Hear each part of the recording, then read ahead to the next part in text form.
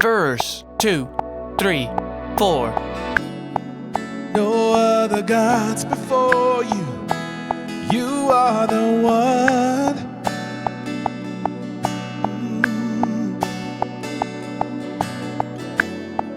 No other love can hold me. You lift me up. Pre-chorus 2, 3, 4. In my despair I call to you, and you were always there. Chorus 2, 3, 4. There is one God who is able. He is able to save. There is one God who is able. He is able to save. Interlude 2, 3, 4.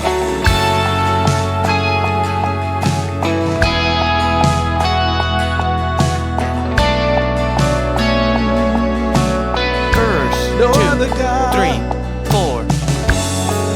no other God before you. You are the one. Yes, you are. No other love can hold me. You lift me up. Yes, you do. Pre-chorus 2, 3, 4. In my despair, I call to you, and you were always there. Chorus 2, 3, 4. There is one God who is able. He is able to save.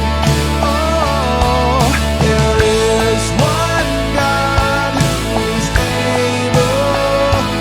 He is able to save. Interlude 2, 3, 4.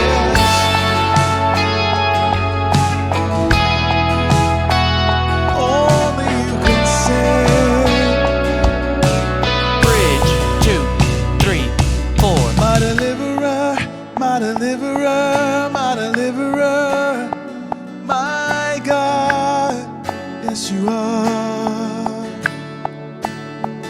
You're my deliverer, my deliverer, my deliverer, my God. You're my God. Build it up 2, 3, 4. My deliverer, my deliverer, my deliverer, my God. Oh, you're my deliverer, my deliverer, my deliverer, my God. Chorus 2, 3, 4. There is one God who is able. He is able to save. Yes, He is. There is one God who is able. He is able to save. Chorus 2, One 3, 4. there is one God who is able. He is able to save. Oh, there is one God who is able. He is able to save. And 2, 3, 4. There is one God who is able. He is able to save. One God. There is one God who is able. He is able to save.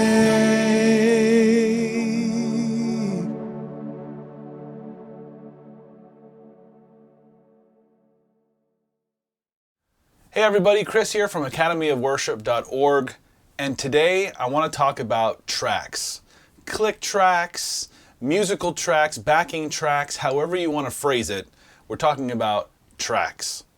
I've had a few people hit me up about doing a video like this and about how to do it and kind of just talking about it in general. And I thought long and hard about it and realized there's not going to be one easy way to do a video on tracks, because it's a really in-depth subject and it can go on forever and ever and ever, and this video is already over 5-6 minutes long or whatever it is, and we're not even talking about it. So what I want to do today is talk to you about running tracks, what it takes, some of the things you may want to consider when running tracks, and just kind of look at things from the 30,000, 60,000, whatever foot view, and talk about generalities, because everyone's setup is going to be different. And if this is something that you've thought about getting into and you're not currently doing, it might feel daunting. And that's really the hill that I want to get over, is that kind of daunting hill. And so if you'll bear with me in this video, we're going to talk about, like I said, some generalities, some things that you need to consider when diving into this part of the pool, because it can get pretty deep. So I guess the first thing we should consider and talk about is, what are tracks? And maybe you've heard about it and you're looking online and Googling around and you found this video because someone said, hey, you should run backing tracks, or hey, you should run tracks, or something along those lines. And so you're like, what does that even mean? As you heard in the beginning of the video, that song was me singing and playing my acoustic guitar live with pre-recorded tracks. And that's really all we're talking about here. We're talking about doing a live performance with the addition or help of backing tracks, tracks that add to the music that you already have. Now, it can go anywhere from just you with a whole bunch of backing tracks providing a virtual band behind you or in front of you, depending on how you look at it, or it could be something that you're supplementing actual musicians with. For instance, if you already have a drummer and a bassist or an electric guitar player or players or keyboard players and stuff, and you just want, maybe there's some ambient tracks that are happening that maybe you can't provide with the current instrumentation you have. Whatever it is, a backing track can provide that for you. Now, here are the things to consider, maybe the caveats to the entire thing. As you heard in the intro, there was a consistent click track that played through the entire song. If you've never heard one of those before, it was probably immediately annoying. But if you have heard one of those before, then you know exactly why we used that, or why it was used in the song. And that's to sync you up with the music that's playing in the tracks themselves. Without it, you'll just get off time, especially with an intro like the one that's on that one, when it's just this pad that holds out and you're expected to provide the rhythm part of it and to sing in time, so that when the drums do come in, you're not just way off. That's what a click track does. It really is just a way for you to audibly align yourself with the music that's playing behind you. Now, maybe you've already got one of those going in your band or your situation. That's great. Now, maybe some of you have heard about them and never actually heard it in use. There you go. And maybe you've never heard of it.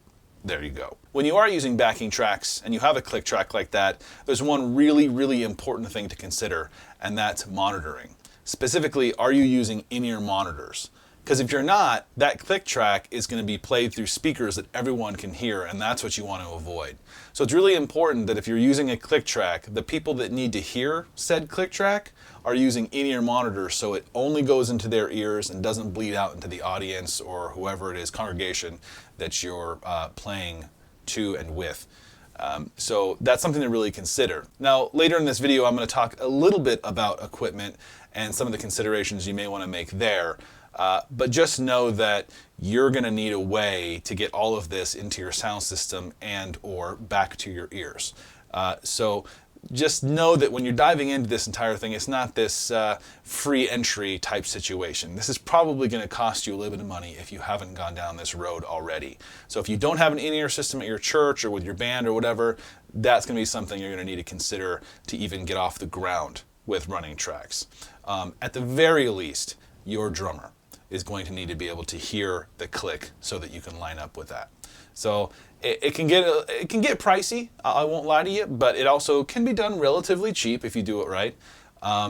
And before we get too much further into this, I do want to say that I did write up and provide a free resource to you on the website. So if you go to academyofworship.org/click, you're going to be able to get a free PDF download that kind of goes over a lot of the stuff we're talking about today, and maybe some more in-depth kind of things that we're not going to cover today. Now, having said all that, I want to talk a little bit about what you're going to need to physically make this happen. So really it comes down to having a little bit of equipment. Now, in that PDF that I did recommend you go download, there is a basic system, or like a minimum system you could get together. It involves a phone or a tablet or something like that, and some in-ears for just the drummer, so that you can get away with a bare minimum. But if you're going further than that and you want to introduce a lot more complexity, which is also something to note, to your system, there's a couple of really main components that you're going to need. The first is you're going to need a laptop. You're going to need a standalone laptop that you can use for this, and it needs to be somewhat modern, because ultimately playing back tracks comes down to how fast your hard drive is, and what's happening is you have multiple tracks that are playing at the same time, multiple audio files that are playing at the same time, and if you have a really slow hard drive on a laptop, say on a really old laptop, and it's running a very slow speed hard drive, especially if it's a mechanical hard drive and you're not running like a solid state drive like in a newer laptop, you may run into issues playing back, if you have like a lot of track, if your track count is really high. So that's something to consider. It doesn't have to be the most powerful computer on the planet to do it, but something in the more modern sense of things will probably get you by. Now, to give you an example, I actually run tracks in one of my bands on a laptop that costs under $300. I run it off of a USB drive on the side. That's where I put all the audio files.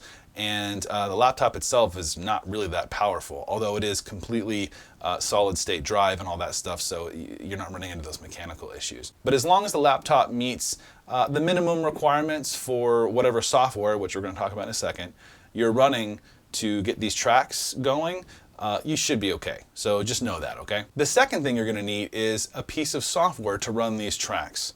Now, traditionally it's called a DAW, a DAW, or a digital audio workstation. And you may have heard of some of these, like Pro Tools. There's one I use consistently, which is called Reaper. Even GarageBand is a DAW. Now, any of these are going to work. Now, there is kind of an industry standard when it comes to playback of tracks and all the things we're talking about today, and that comes from a company called Ableton. And they have a product called Live. So if you ever hear anyone referencing Ableton Live, that's what they're talking about. And the reason that it works so well live is, well, one, it's designed to be used live, but it has a workflow that allows you to work in clips. Now, in this video, we're not going to get into Ableton Live. There is a ton of information out there that you can get. Just Google around or even just look on YouTube and you'll find a lot of very qualified instructors showing you Ableton Live. Now, you can get into Ableton Live for relatively cheap. Their base version actually is, I think, $99. So while it does cost you a little bit of money, you can get into Ableton Live for relatively cheap. And they do have much more expensive versions of the software. But for just playing back tracks and basic stuff, the basic software, the $99 one, will work great. So once you've got your laptop and you're running your software on top of it, you need an audio interface. Now, I had this one laying around, and it's not the perfect example of every audio interface you're going to encounter, but it is a good example of one. And this is a 2-channel audio interface, so it actually has 2 channels in, so if you're recording audio, you can use it for that. But when you're playing back tracks, you're not actually worried about how many ins you have. It's really how many outs you have on the back of the unit or wherever they have the outs. And in the case of this unit, it's still 2. It's a left and a right. But you can consider them channel 1 and channel 2 because your software looks at them that way, basically. What that means is you can send individual audio tracks out each output. So in your software, you can say these tracks come out of one side and the click and the guide track come out the other side. That way you can route them physically the way you want to into your house audio system, to your PA. So in the case of a 2-channel like this, which I have used to run tracks, I would run all of my musical tracks, the backing tracks, out one side. And then I would run, like I had said earlier, the click and the little guy that was talking, the guide track, out the other side, and that I would pipe exclusively into the in-ears. And so the front of house guy would never have to worry about hearing it. but they could go ahead and mix how much they wanted of the backing tracks in with everybody. So you'll need an audio interface to do all of that routing. But I run tracks almost exclusively now on a 4-channel audio interface by Behringer. And it works great. It has 4 outputs that I can route however I want. I run track stereo, so left and right, and then I have a guide out and I have a click out so that we can individually mix those in our in-ears and hear as much or as little as we want. Once you have those 3 things together, you have everything you really need to run a more complex backing track system. But there is one really important part that we haven't talked about yet. Where do you get backing tracks? Who makes them? Well, the song that you heard earlier actually is a song that I helped write and record, so I was able to create those backing tracks from the original music. In fact, in the released version of the song, it's an entirely different vocalist that sings it. But in this example, let's say you're playing for church. And really what you're looking for is some of those exclusive backing tracks that have all the fun audio goodies in them that sound really cool that maybe you can't produce live, or you don't have a sequencer, or someone can't program synthesizer stuff like these tracks have, and you'd really like to get that into your live music. Well, there are 2 main websites that I know of that most people go to get tracks. Now, the cool part about it is a lot of these tracks are from the artists themselves. So the artist will take whatever they did in the studio and they'll bounce it down into individual tracks, and then they'll sell them through these websites. So you get the official audio from whatever recording that you're looking for.